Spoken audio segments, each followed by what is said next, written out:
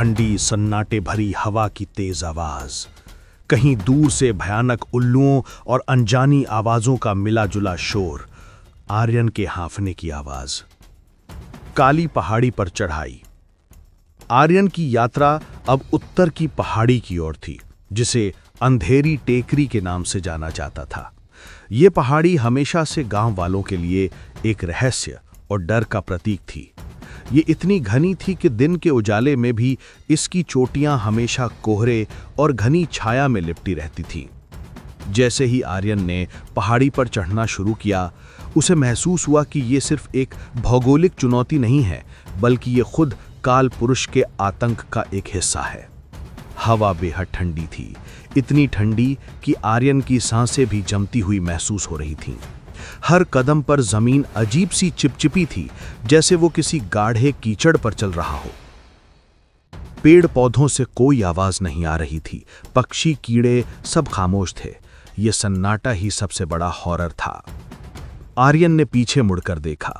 नीचे देववन गांव अब दिखाई नहीं दे रहा था।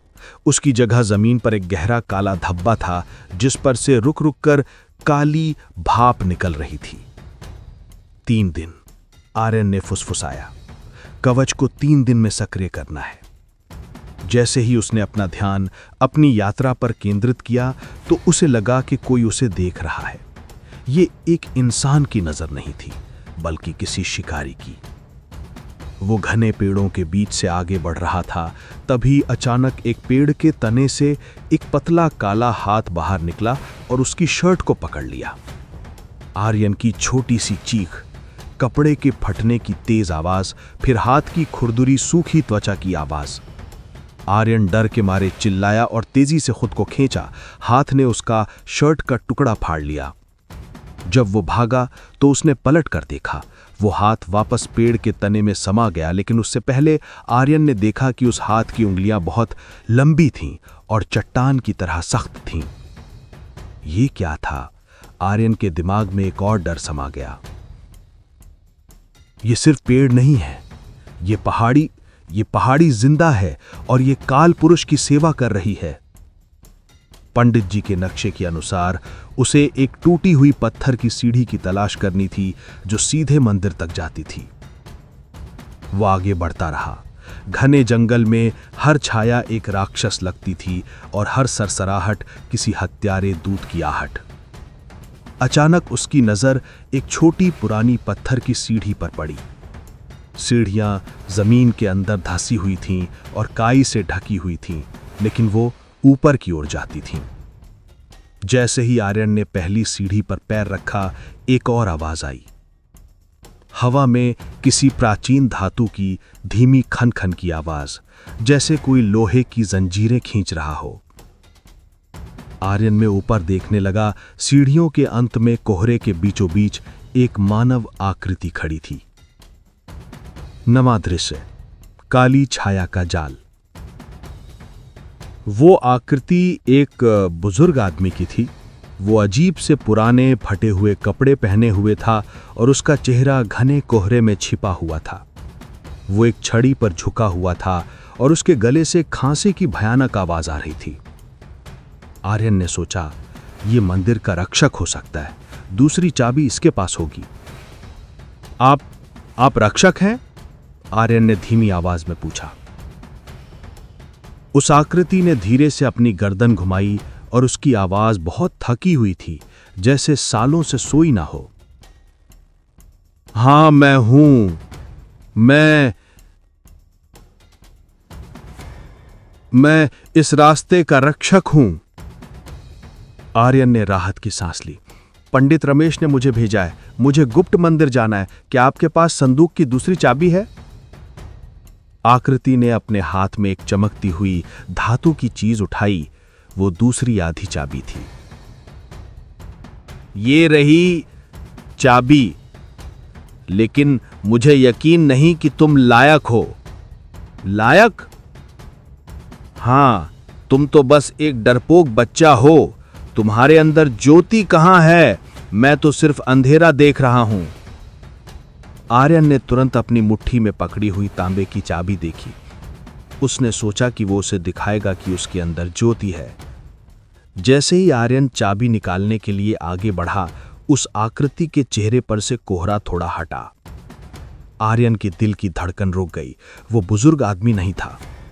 उसका चेहरा पूरी तरह से अस्थि पंजर था। केवल आंख के गड्ढों में काले रेंगते हुए कीड़े थे और उसके मुंह से जो खांसी आ रही थी वो दरअसल सूखी हुई मांसपेशियों के खिंचने की आवाज थी। और उसके गले से वो सूखी कर्कश आवाज नहीं आ रही थी, वो उसके पीछे खड़े एक विकृत विशाल प्राणी के मुंह से आ रही थी, जिसने उस मानव कंकाल को एक कठपुतली की तरह पकड़ा हुआ था। कठपुतली की आवाज से भयानक राक्षसी गुरौल में बदलाव, हड्डी के टूटने की तेज सूखी आवाज। हाँ, मैं हूं तुम्हारा रक्षक, मेरा नाम है छाया रक्षक और मैं काल पुरुष का हूं। छाया रक्षक ने चिल्लाकर उस कंकाल को जमीन पर फेंक दिया। वो असली रक्षक नहीं था, वो काल पुरुष द्वारा भेजा गया एक भयंकर जाल था। छाया रक्षक ने अपना असली विशाल काले मांसपेशियों वाला हाथ आर्यन की ओर बढ़ाया। उसकी उंगलियों से ठंडा काला धुआं निकल रहा था। तू मुझे चाबी देगा और मैं तुझे तेरा नर्क दिखाऊंगा। आर्यन को महसूस हुआ कि डर उसे फिर से जकड़ रहा है। उसके पैर फिर से जमीन में धंस रहे हैं। वो छोटा है, वो कमजोर है, वो अकेला है। लेकिन फिर उसे पंडित जी की बात याद आई। तुम्हारे छूने से इस अंधेरे को तकलीफ होती है। गुस्से और संकल्प के एक अजीब से मिश्रण के साथ आर्यन ने अपनी आंखें बंद की और अपने अंदर ज्योति को ढूंढने की कोशिश की। उसने चाबी को और कसकर पकड़ लिया। मैं डरता हूं, लेकिन मैं तुम्हें जीतने नहीं दूंगा। और उस क्षण आर्यन की इच्छा शक्ति ने उसके अंदर की उस दिव्य ऊर्जा को जगा दिया जिसके बारे में उसकी दादी और पंडित जी ने बात की थी। ज्योति का संघर्ष। जब आर्यन ने आंखें खोलीं तो सब कुछ बदल चुका था। छाया रक्षक की ओर से निकला हुआ काला धुआं अब उसे इतना डरावना नहीं लग रहा था, बल्कि आर्यन के चारों ओर एक हल्की सुनहरी आभा बन रही थी। ये कोई तेज रोशनी नहीं थी, बल्कि एक गर्मी थी जो अंधेरे को पीछे धकेल रही थी। हवा में मधुर लेकिन शक्ति से भरे हुए टिंकलिंग का शोर, ये आवाज अंधेरे की भयानक ध्वनियों को काट रही थी।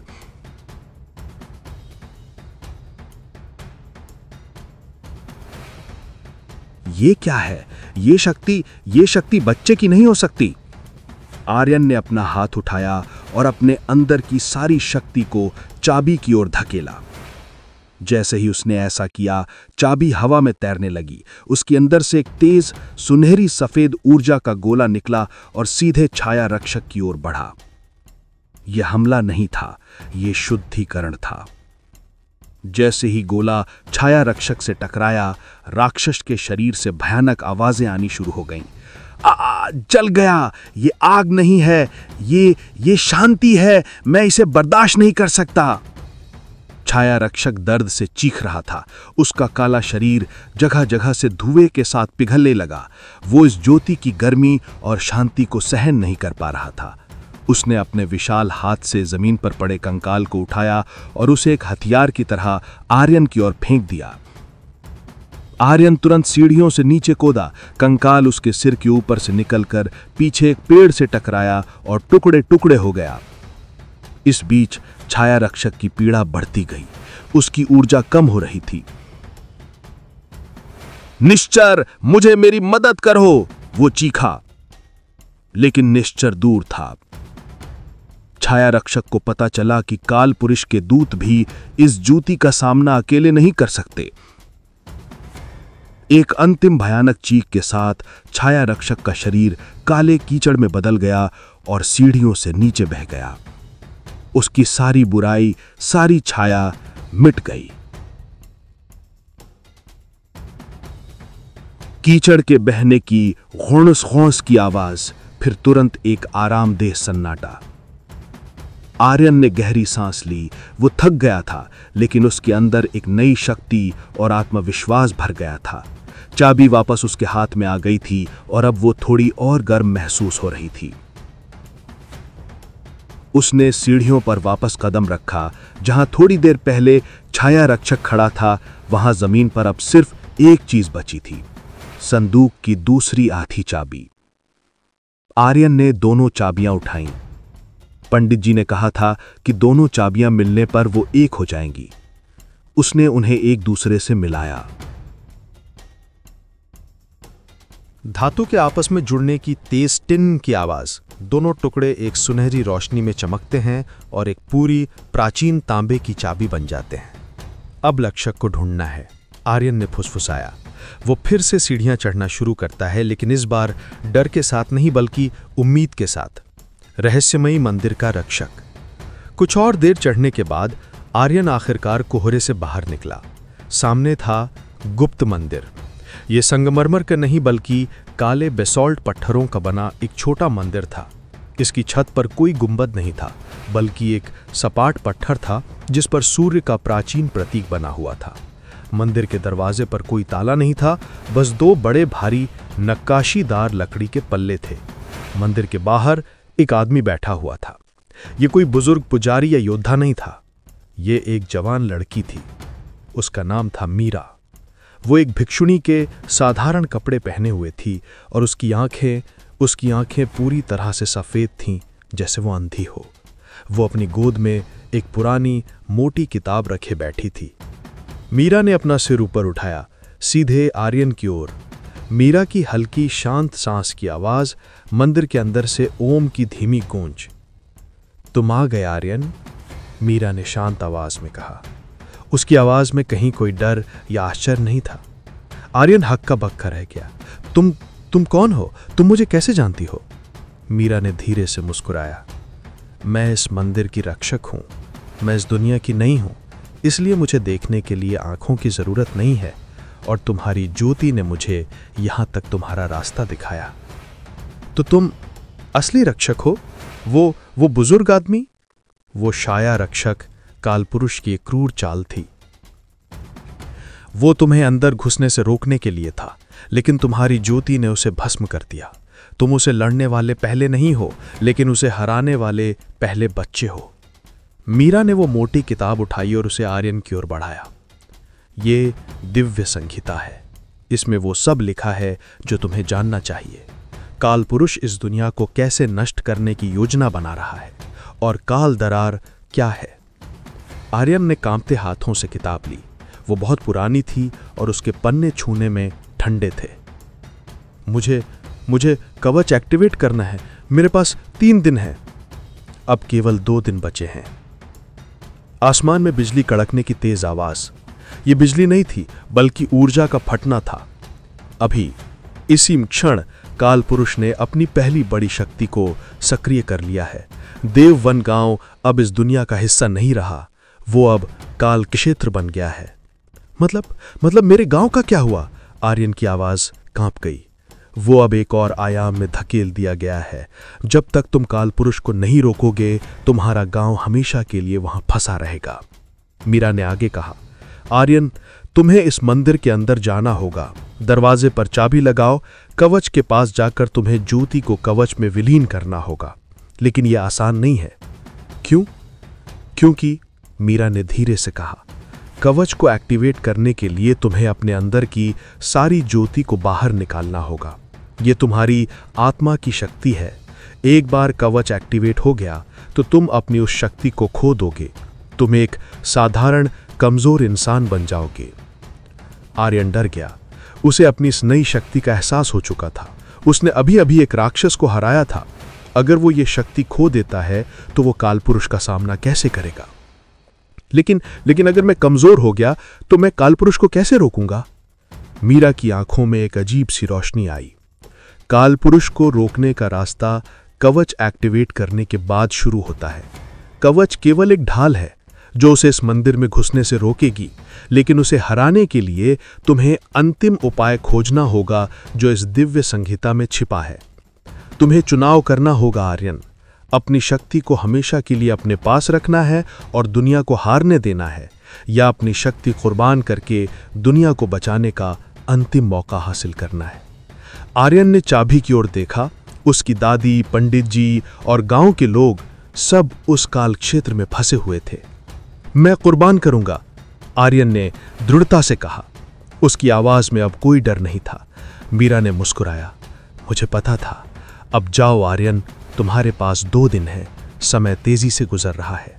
आर्यन ने चाबी को मंदिर के दरवाजे पर लगाया।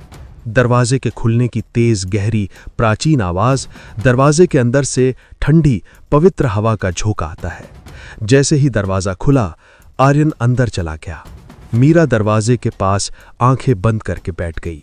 अब वो अंतिम रक्षक थी।